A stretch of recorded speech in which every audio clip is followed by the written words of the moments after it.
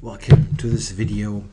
This is round 7, right? Round 7 coverage of the Norway Super Tournament. And I must tell you right away that this round featured some very, very long games. And this basically means that some of those games that I'm going to present you, some presentation will seem a bit rushed, simply because if I try to say something on every move, it will be an epic long video. So some parts will be somewhat looking like watching a video in fast forward. Otherwise, this is getting far too long. Okay, starting with the game Swidler against Aktestein. I got some questions why I have problems pronouncing the Norwegian player's name. Yeah, I can tell you why, just to have this fun note in the video. For some reason, for more than 20 years, I thought his name would actually be spelled otherwise. I always thought his name is Aktestein, A-D-G-E, and not A-G-D-E, and I have to relearn the name. Don't ask me why I had it wrong in my head, but I always have to ask myself, okay, his name is Aktestein and not Aktestein. Whatever, let's do it. This game, Swidler against the Norwegian number 2, to avoid the pronunciation issue. Yeah, Swidler in the press conference stated that he couldn't find anything against Aktestein's French, so he went for the Retty flank opening, whatever. And pretty quickly we get an independent position. This type of position, Swidler already had on the board in earlier games. One being a game against Kramnik that he actually won some years ago. And at least it is assured that we have a complicated battle here. c4 was played to attack the center. And after bishop b4, it was a bit inconvenient. White really does not want to interpose and allow black to exchange the bishop. So king f1 was played. Knight b6, got a trade here, and g5. Yeah, and here Swidler said that he was surprised that knight h5 was played, as it wasn't looking very natural to him. Yeah, I must admit I probably also wouldn't have expected the move, but it serves some very interesting purpose, as we see later. And this is to introduce the idea f5 into the position. And in this case, the knight makes lots of sense on h5. Yeah, after a capture, let's say for example, if we look at something like this, and here black could try f5. Yeah, note that check. Knight is very useful here. This is one point of the knight on h5, which was not easy to foresee. In the game, he took on b6 and played bishop e4, which is directly working against the f5 idea and also protecting d3. Yeah, b5 now played, a very good universal move. It gains some space. Black also already has the rook developed here, so that there's also always some pressure on the a-pawn. Rook g1 played, bishop c5 and queen d1. Yeah, and here we have a funny situation. It is Swidler's intention here to play queen b3. The queen would be nice on b3, keeping an eye on the f7 pawn and threatening bishop g6. And with the queen on b3, it's pretty sure that f5 is never going to happen. So Aktestein is now playing queen e6, attacking h3. Yeah, and the best move that white has in this position is quite clearly queen g4. And yeah, we went back, queen d1, and you have a sneaky suspicion, and it's the right suspicion. They now drew the game with a repetition, which is yeah, a bit of a shame. It still looked like an interesting position, and if anybody, maybe black could try to continue. Yeah, for instance, let's say queen here, and continue the game. But I don't want to get into this in much detail. The other games are simply too long and complicated. So a pretty uneventful draw here. Swidler is having a very mediocre tournament with lots of draws and one loss. And Aktestein is having an excellent event. All draws, but he was better in most of the games. He could easily lead the tournament if he had won the 2 French games that he was really winning in. Okay, next game. What's next? Let's see. Let's do Carlsen versus Grishuk, the world champion here, playing white.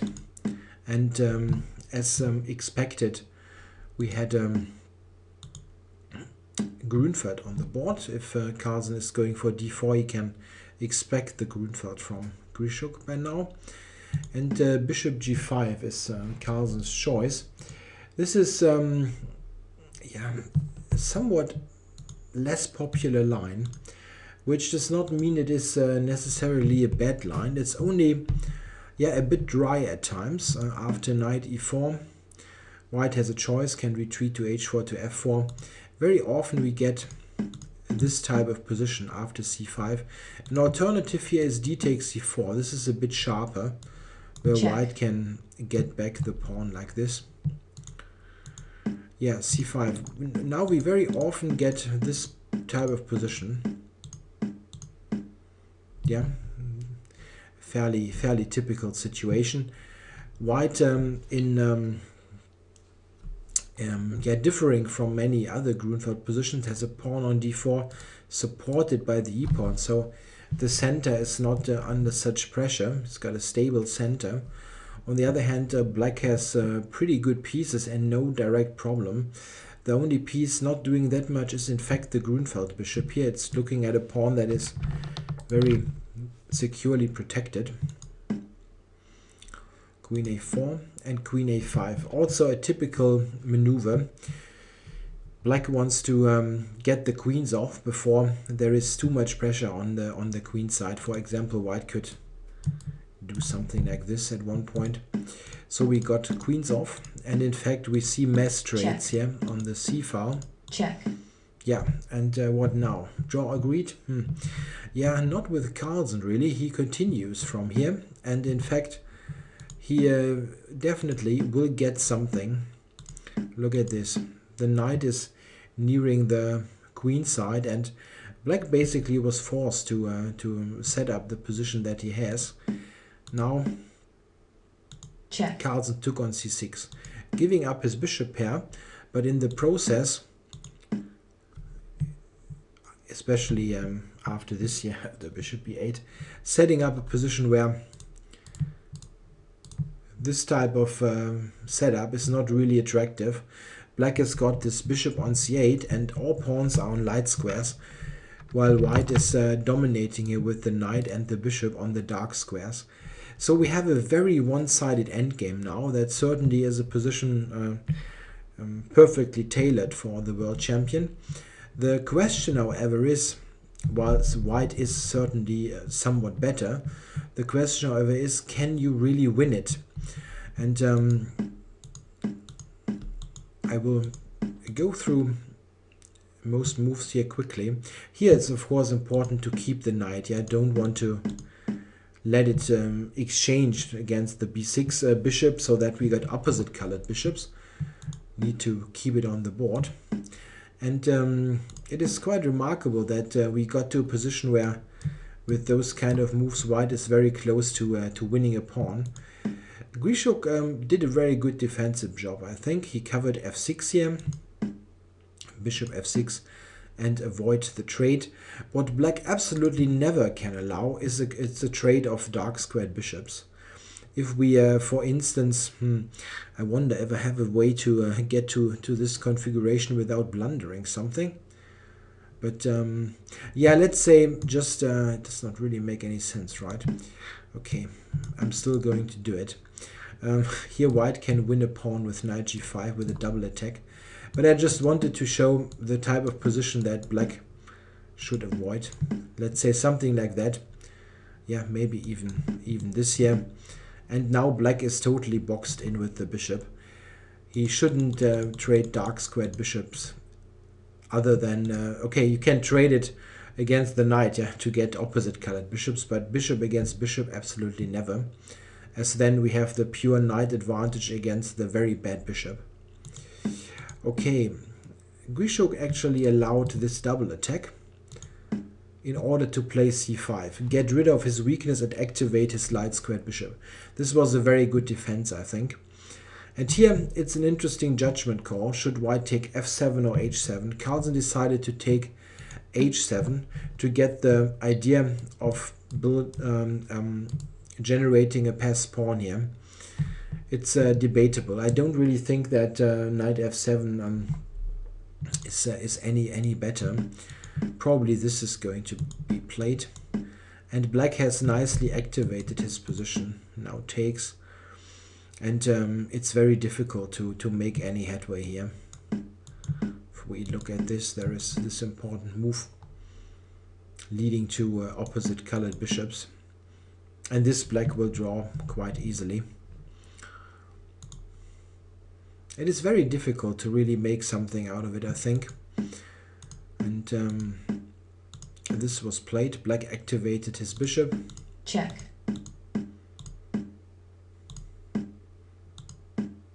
Yeah, and I always said that you never should trade a dark squared bishop. Here is an exception. Black now just calculated this concrete lines. Took. And f6. This is the concrete idea that I mentioned. If now the knight moves back, check. There is this check picking up the pawn. So very much unadvisable. White is going forward to attack f6 with a check. King e7, and now black is threatening g5 and the knight is trapped. So you cannot do this, and you will lose it, or queen, or to g7 better. g5 must be played. And the bad news is we have more trades. Yeah, after the capture, black also quickly gets the king in, and that's the one problem. The king is active. Yeah, this is how Carlsen tried it, and he keeps a pawn. He has the extra pawn, but white has the activity and the bishop, and on this open board, the bishop is a good defensive piece. Yeah, black's king is striving for counterplay. This whole endgame is really pretty much dead. He continued for a while. There's no reason to call it a draw yet, so can continue, but objectively speaking, there's not much happening. Yeah, now black is just staying with his active pieces, and white has no way forward. Cannot even push the h-pawn. Check. Some shuffling. Yeah, and now black was going there.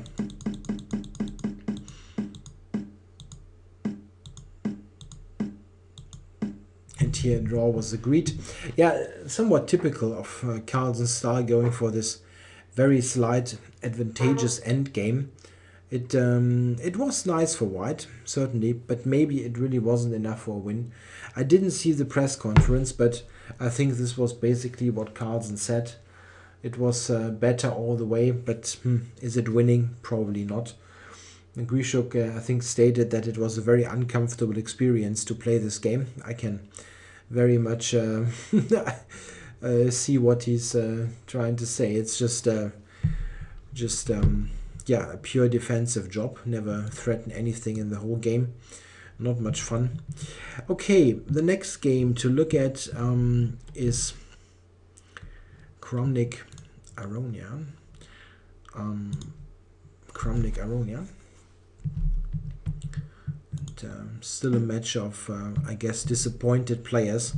Kramnik, after his loss, pretty much yeah, devastating loss against Topalov, certainly trying to get a full point in if possible. We have a Queen's Gambit Rogozin, again very popular line in this tournament, and it's pretty much unclear what white should do to fight for an advantage. Kramnik here tries the exchange and Queen a4 check. which at least makes sure that the knight needs to go to c6, where it is slightly misplaced. Black would like to have the pawn involved in the central battle, but it's not the end of the world. On the other hand, we see that this is played, and black at least has got free piece play. The bishop on c8, for example, is free to move. Bishop f8 and knight e7. This is just one setup that black can choose. There's also a setup based on bishop e6, a6 and bishop d6. This is actually what I studied when I was looking at the Rogozin some time ago. I actually had considered to play this opening as black, and I played it a couple of times, but ultimately it didn't become one of my main openings. Not because it was bad, but I had some other things that I preferred. Okay, so this regrouping is to actually be able to play c6, stabilize the structure, and black has the bishop pair. That's nice, but his pieces are somewhat clumsily placed. They need to be improved, and this is what Aronian is doing. He gets rid of the light squared bishop and puts the knight on b6, hoping to be a help in fixing the queen side or keeping the queen side together. White is playing the typical minority attack on the queen side, very classic approach. It is, however, a very minuscule pull that white has. Fairly typical. What happens here? This trade and now b5. Yeah, this is the way the minority attack unfolds. Very often, though, you simply have more pieces on the board, and more pieces that actually, if we continue a few moves, more pieces that actually can attack the c6 pawn. The whole thing here is really very, very little that white has, but still there were some interesting points happening later in the game. Yeah, funny shot here with the bishop. Black must play f5 to block this, and this is not a move that he loves to play, really. It seems to be quite a substantial weakness of the light squares, but still the question, can white really use any of those weaknesses? He tried to check, centralize the queen here, and in this position, in fact, after king f7, white had an interesting tactical shot, especially here after the trade. This happened. White had an interesting shot here. This is e4, which at first looks really, really nice. Well, okay, this is not possible. And d takes e4 after bishop f1 to c4. Probably also don't want to analyze too deeply. It looks terrible for black. So what about e4? Isn't this a strong move? The thing is, the queen does not have any good squares. There is bishop b6. Quite a funny reply. Still, white can play it. He can take on f5 and take on g6. This is not winning for white. At first it looks very nice, but there is this particular defense, and to be honest, I think this should end in a draw. For example, if white now tries to continue with rook d1, black even has rook c7, something like that. Check.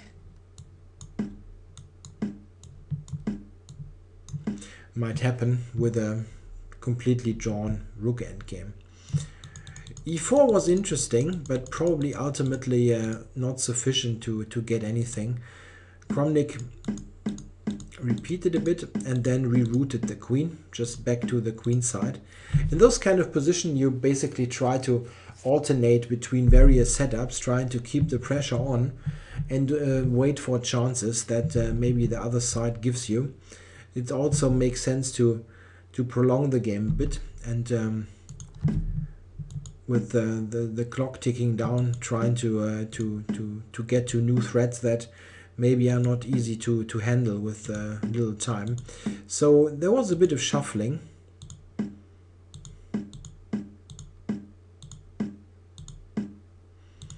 And it's a bit tough for me to really analyze this.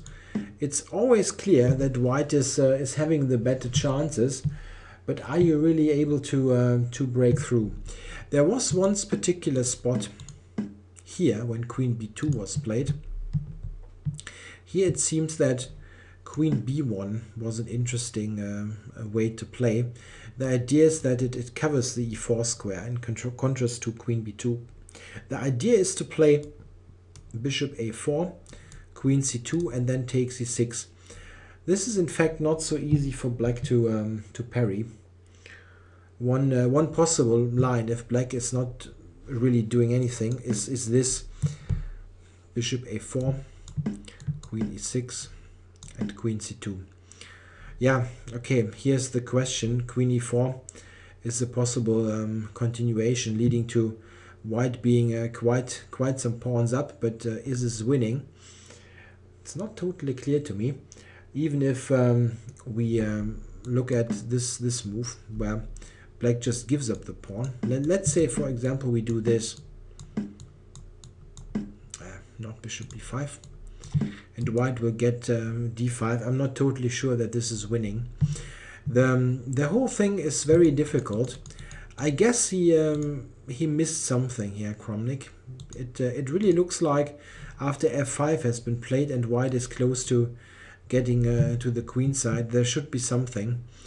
In the game, it fizzled out relatively quickly, because after queen b2, rook c7, bishop a4, now Aronian had the strong move f4. And this was securing some counterplay. E takes f4 and bishop h4. Very important. After the capture, Check. black is Check. giving a perpetual check. White cannot escape. If he goes here, Check. he will even lose the game. So white needed to just continue. Queen e7 is again a good defense if white takes. Check. There's queen e4 again with the perpetual check. This is an important line, securing the perpetual. Yeah, king h2 was played. Check. And now the capture. A very, very direct way to play, but also a good way. King takes. Yeah, if he takes with the pawn. Check. This is a very simple perpetual check. Check. And this is also securing enough counterplay. Black is breaking through here Check. on the f file, and now has 3 pawns. Check. This already is Check. pretty much a draw. Yeah, here they actually agreed upon the draw. Yeah, a good fighting game. I really think that maybe Kramnik around 50, move 50 around here, maybe should have gotten something. This f5 is not ideal. And maybe with enough precision you will win 1 or 2 pawns. This queen b1 is maybe the way to go. That also covers here. Maybe. Not sure if it would be sufficient for a win, but it's certainly a more testing continuation than the game where after bishop h4 and f4 black got enough counterplay. Okay, so what is still left? Yeah, okay. The game Giri Karjakin. This is, I think, officially the longest game I ever show on video now. It's not the game of the day. I selected another game, but I have to warn you. This is so long that lots of it will be fast forward. Okay.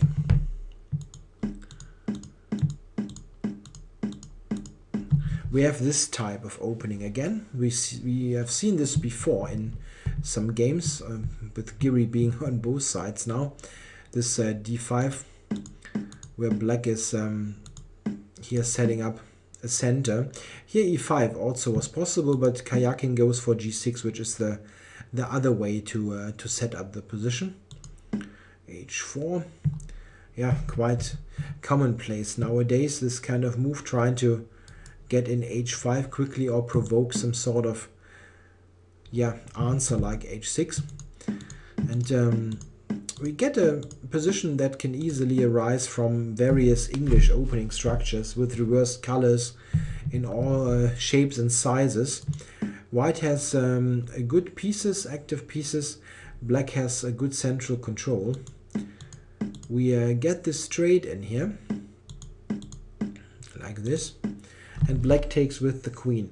Yeah, and this is in fact quite interesting. After this move now, rook b8 and knight c4, we come to a position where black's queen is really short of squares. And Karjakin is playing this in a very straightforward manner. He plays bishop c6, a move that really takes some positional strength to really consider, because at first it looks like insanity. Yeah? You're weakening your pawn structure immensely, and the knight is on c4 already, the ideal square to blockade the double pawn. In fact, the whole thing is not clear at all, because black also has some positive sides. This is the most important one. He's got this rook on the b file. For example, I think the whole position needed to be assessed differently if white wouldn't have played a3 but b3 instead. Yeah, okay, this is just fiction, because it didn't happen, but just to understand the structure better, with the pawn on b3 and the pawn on a2, b3 is securely protected and the rook is not doing much, while here there's always pressure on the pawn, and possibly there's also b3 as a weakness. The fun thing is, this structure is still totally solid for both sides actually, and they shuffled around in this structure for a very, very long time. I'm not going to tell you much about this. This is a big shuffle. There are some things happening really, but it's not looking like much. Yeah, note that we are approaching move 50 already. I must be cautious that I'm not missing anything. In fact, there are some things happening. It's not like they shuffle until move 200. Here, an important moment. Karjakin is putting the knight on b6 and forces a trade here. White cannot remove both knights, so he captures, and a b6.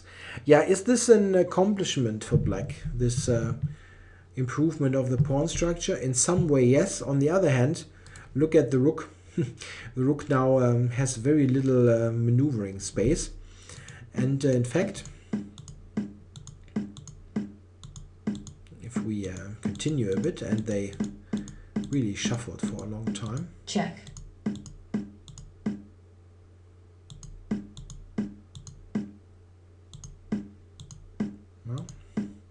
So the structure has slowly evolved. White has pushed pawns forward and gained some space without really getting anything concrete. But if anybody, it's of course white that can do something.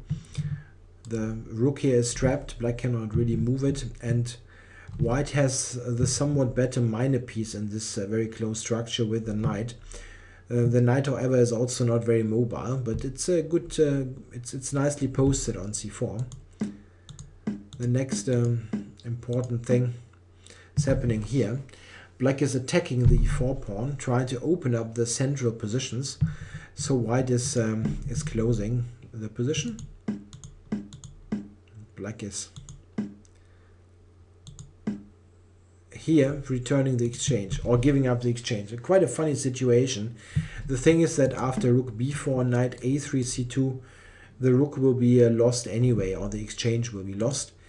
It is not a problem really, this rook a5. this happened. And here we got the next and in a way final pawn structure for the game. It looks really weird. Black is an exchange down. It has this somewhat awkward pawns. But if you look at this and ask yourself, how actually is white going to win this? Yeah, you cannot play b4, you cannot play d4. Well, g4 is also completely protected. This is a typical case where a chess engine is not telling the whole truth. If you feed it to any engine, I tried Stockfish, I tried Houdini, it gives white just +2, and which basically means a total win. The problem is it is not +2. It is very, very difficult to do anything, as this has a fortress-like character, this position. They shuffled, as you probably have guessed, for a long time. Yeah, the only question is arising, should white at some point take on d4? I'm going to address that later, because in fact he decided to take there, but only later, after he had shuffled the king over to a2, which is a good idea. The king here is protecting the b3 weakness, and this is the relatively best post for the king. Now we are on the move 100 mark, and note that by now they were down to very little time, playing on the increment mostly of 30 seconds per move. There was no big time reservoir left for any of them. Okay, and yeah, there's not much happening, really. It's also probably to gain a bit of time on the clock. And here actually, Giri decided to take. It's probably necessary at some point. You never get anywhere without this. Probably you also never get anywhere with it, but it's the only chance. But I must admit, what he did was a very tough, very hard approach, and in fact white got something, because he now played g4. That's the only chance, really. If you don't do that, and if you feed it to a computer, by the way, it will never do that, simply because it will shuffle forever. But g4 is a very valid winning try. Black takes with the f-pawn, there's queen e4, and white will take g6 next, or d4, also a possibility on the right moment. But this should be winning for white. So he took with the pawn, and now h5, really breaking through. You need to do something like that, otherwise it keeps totally closed.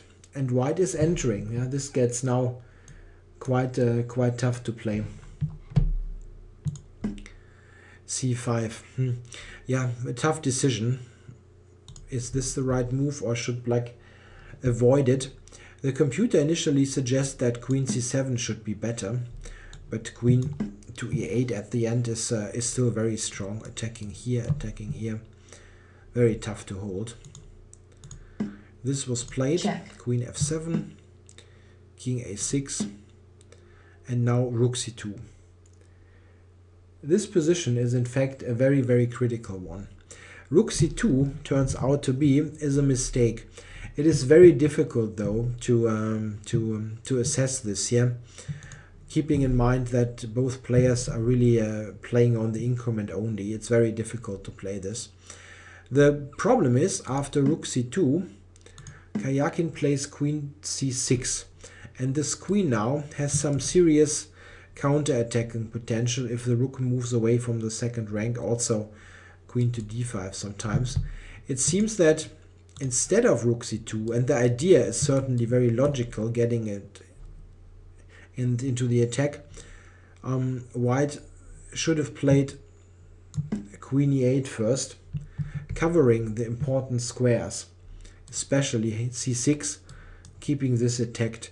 And it seems that this gives white very, very good winning chances. Probably it wins. Rook c2, however, queen c6 seems to be a draw. according to the computer. It calculates and says, okay, there is no win here anymore. Black also has the g-pawn, don't forget that. It might prove to be the decisive factor with counterplay. Queen g6 was played, yeah, also keeping an eye on the g-pawn. And now c4. Nice move. It wasn't necessary to play it. Black also could have played bishop c3, but this is a very nice way to continue, as it only gives white a very uncomfortable choice. Taking here Check. is quite obviously nice for black. It's still a draw, but no problem whatsoever. This is in fact even losing. The d-pawn is far too strong. White will not be able to stop this. So what is the move? Rook c4 was played. Check. Queen g2. And around here I was pretty sure that they would agree to a draw, or Check. they would play out the perpetual here. Check. Check. Many Check. checks. Check. Yeah. Now there's no check. But okay, no problem. Karjakin is returning to d5. He's an exchange down for a pawn, but he's very nicely coordinated now. The queen is centralized. It supports the g-pawn, and there is bishop c3 check at the right moment. Yeah, king a2 was played. White really is not able to do much in terms of activity. Check. And here, with this pawn attacked, we are on move 131. Yeah, here white should play king a2 and repeat the position. However, as mentioned, with very little time on the clock, Giri played rook c4, and this turned out to be a very, very unfortunate decision, because now Karjakin played bishop c3 and threatening a mate in a couple of moves with queen e4.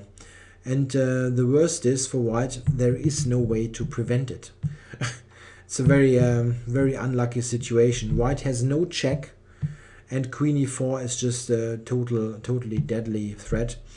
White can also not really fight with this, as now queen d1 is threatening with mate in a couple of moves.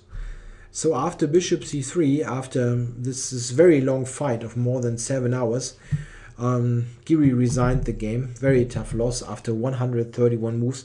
He tried very hard to win, but at the end, yeah, made this this blunder with a little time on the clock and probably being somewhat exhausted. He played this nicely with g4 h5, creating chances out of this very closed and not very attractive position. But yeah, also a very tough defensive job by Karjakin, who with this win is now actually also on +1 in contention in this this tournament. Okay, so now for the game of the day. This is I need to click it correctly. Caruana Topalov. It's a bit of a mysterious game. I'm saying this right away. Okay. So Caruana is going for e4 mainline openings again. He's mixing it, sometimes playing closed opening, but mostly it's e4 mainline. And Topalov is going for his fairly standard Najdorf. Yeah, and f3 being played, not bishop e3. The typical move for the English attack, maybe because Topalov also plays this. So white is directly avoiding the whole business. Yeah, and now Topalov plays an old favorite that he's played a number of times. This quick e6, b5, and even b4. This he had played before, and yeah, could have been anticipated in a way. Also, some of yeah, or the main second of Topalov's, Ivan Cheparinov, he also had played this line a number of times. So something that Caruana really could expect. But he invested already some time here, and after knight d7, he castled long.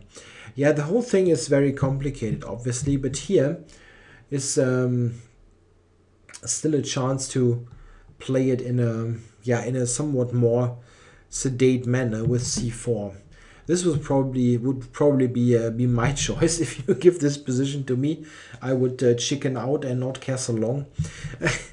c4 is still quite a decent choice. Black will take, and after bishop b7 and d5 have decent equalizing chances. This, for example, had been played in a game Aronian Topalov in 2006. But long castles is the sharpest move. Queen a5, and now we see that we get a very unusual position. Knight hangs, b3 the only move, bishop b7 and a3, and this is really quite funny. What is black supposed to do? There is this threat, and black has no really good way to get out of this. Yeah, a move like d5 is unfortunately being answered by e5, and all this gets very ugly with bishop b6. Quite a nice motif, actually.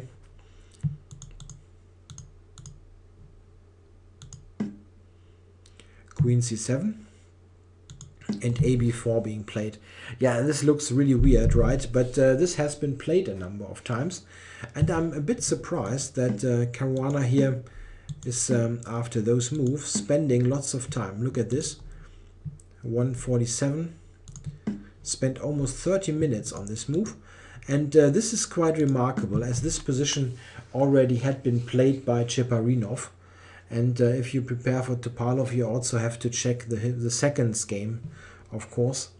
And it is also a main part of Topalov's repertoire. So it's quite surprising that Caruana, usually being superbly prepared, has nothing really to show here. He took on a6 and basically had to work it out over the board, I guess. Yeah, bishop a6 and knight b5.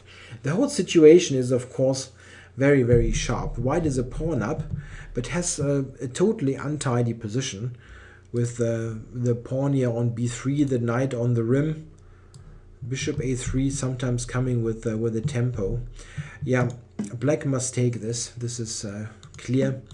And now d4. That's also the only move that really makes some sense. Yeah, in this position here, also there is just one move that white can play, and this is the piece sacrifice. Caruana took some time for that, but he absolutely must do it. If white is not doing that and tries to play something like this, keeping the pawn on d4, black is playing the check with a tempo, and then castles with rook b8 to follow. This is just for one mere pawn a fantastic initiative for black, or a fantastic attack, whatever you want to call it. It's just excellent for black. And therefore white must sacrifice the piece. It's not a decision to be taken lightly, giving up the dark squared bishop when you are already weak on the dark squares, and this we will see is indeed an important factor. Rook a5, the move, very interesting, attacking the bishop from the side.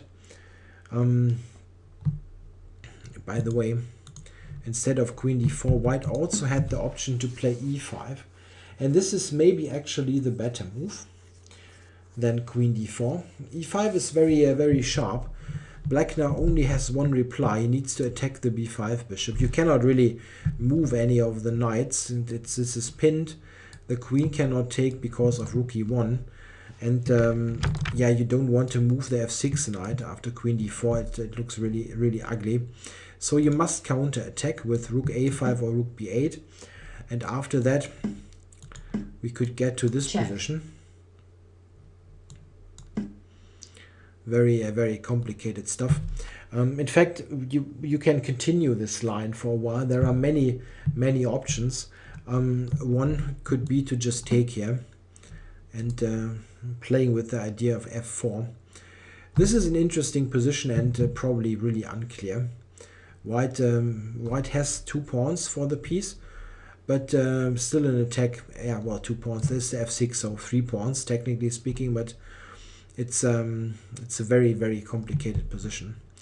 Maybe better than the game. In the game after rook a5, white really yeah, has some trouble. How do you handle the situation that the bishop is hanging? Taking on d7 is not really doing much good, as you want to yeah, keep the pin alive, but how do you do that? He tried queen d3 to keep this in the game. Check. Bishop a3 check. King b1. Interesting situation here. Black also could have castled, but this is probably less precise. If we look at this, bishop b7, rook d8, white has the strong move queen c3, unpinning, and trading down to such an endgame here is probably not advisable. Here white is better with his pawns and the king supporting it. It's not a position that I would like to have as black. Topalov played king e7.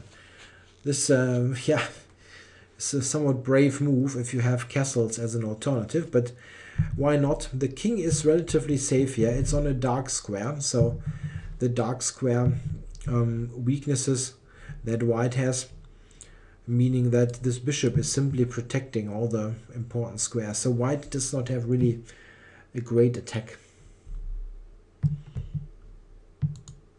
Took on d7. I don't really see much else, to be honest.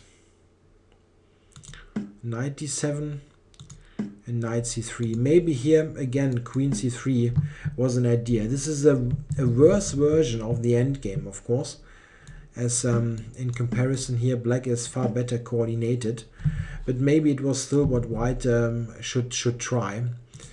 In the game he played knight c3, and this is really not leading to a good position. But here we come to the absolutely mysterious spot of the game. Okay, well, consider this position. Caruana is down to 13 minutes around, and Topalov still has a ton of time, an hour, 7 minutes. So he could easily spend 10 minutes, 20 minutes if he want, and still have a substantial time advantage. Okay, look at the position. What is white threatening? It's a very simple knight d5 check. About everybody and their uncle will see that. And the mysterious thing is, what is the most natural move to cover the check? Yeah, knight b6. Yeah, why not knight b6? It's covering the check. It's getting the knight out of this attack on the d file, and there is absolutely no apparent great continuation for white. In fact, if you give this to an engine of your choice, it will already show something between -2 and -3. The whole position is for white is absolutely terrible for white, as the dark squared weaknesses will tell. For example, if Check. white tries something like that, you have always this possibility to drop the bishop back. Maybe not the most precise move actually.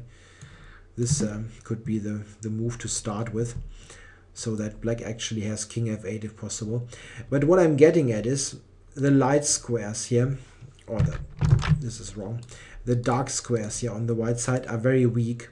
And if we just imagine the bishop joining the attack or via b4, c3, this is deadly, absolutely deadly. White will not survive this attack on his king.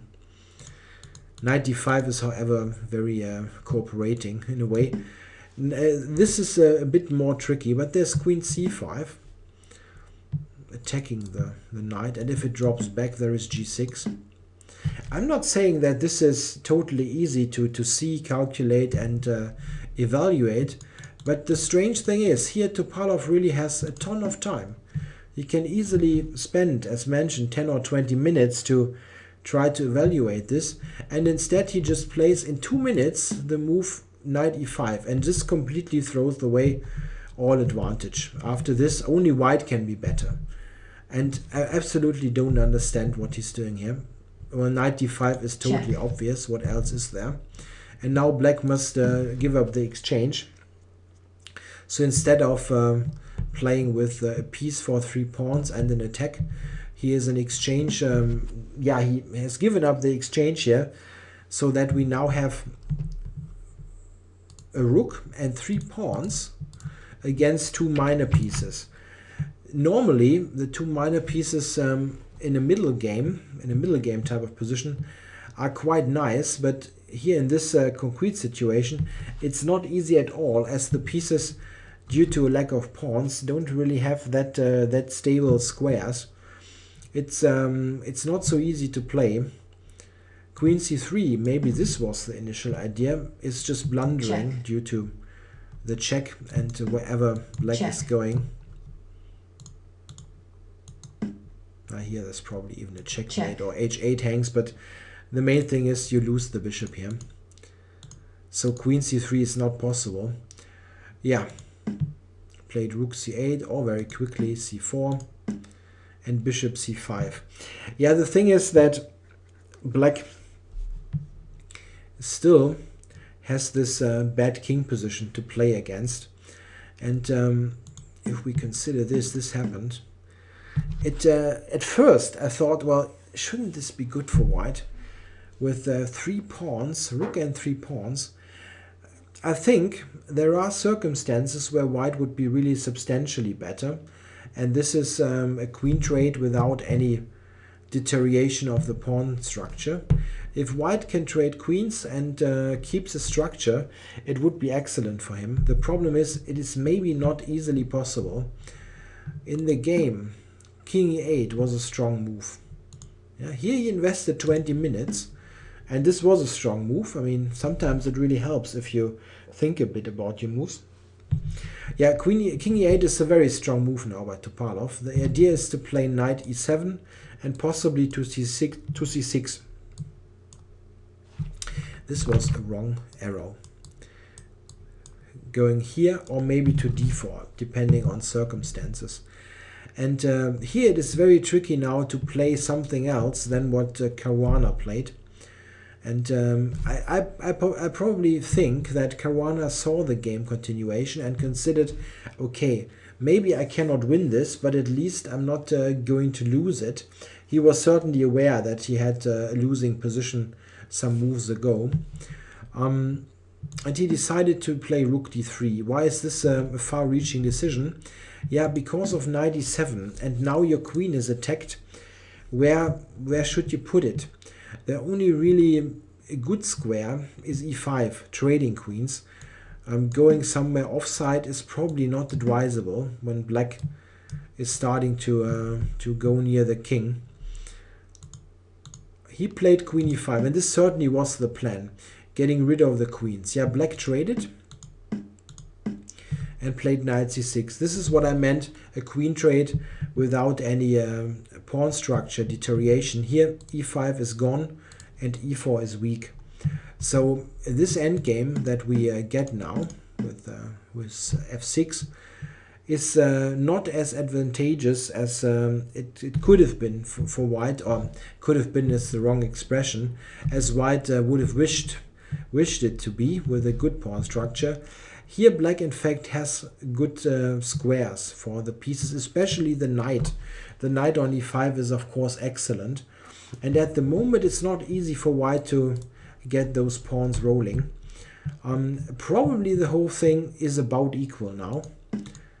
They however played on for a very long time, both being Check. very combative players. It's not like black is trying to win or anything, but Check. it's no reason to agree to a draw.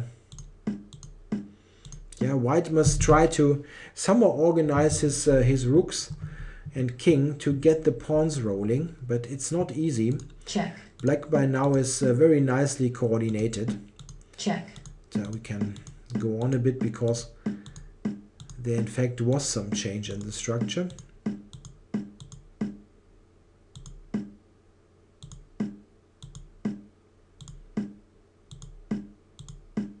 Yeah, white managed to get some headway here, but black in the meantime gobbled up the h2 pawn.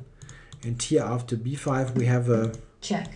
a transformation now. White gets in to g7, but will lose the c-pawn in the process.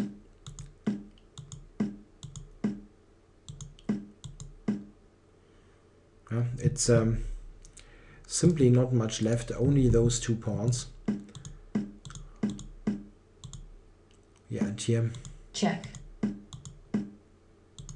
they agreed to draw the game. Rook f6 is what white can still play, but then bishop e7, rook f5, knight c6.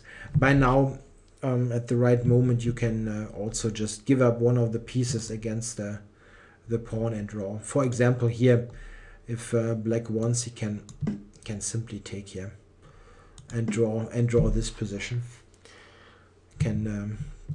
Can be done quite easily as you reach the corner, but it's not necessary really. I also wouldn't have done that. Just go back here. The h pawn is not really dangerous at the moment. So a very mysterious game.